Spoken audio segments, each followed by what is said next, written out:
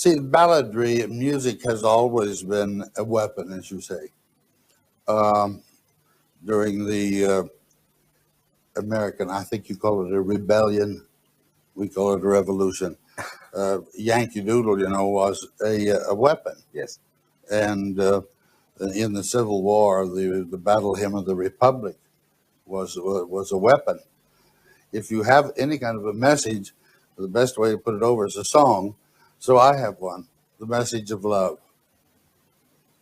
Not all the songs are about love. Some of them are pretty bloody, but I sing them with love. Well, a lot of Hollywood legends are not true, but that is true. It was one take. I came in, I got the script the night before, and it was 2 pages of monologue. It had been a dialogue, and Charlie Bickford and I sounded like two old women quarreling.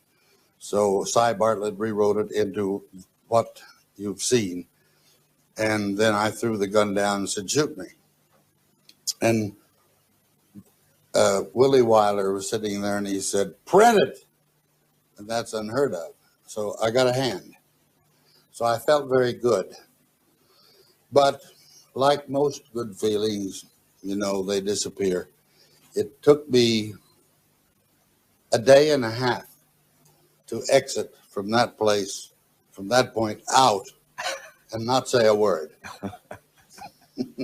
Well, they are both wonderful plays, but I'm 70 years old, and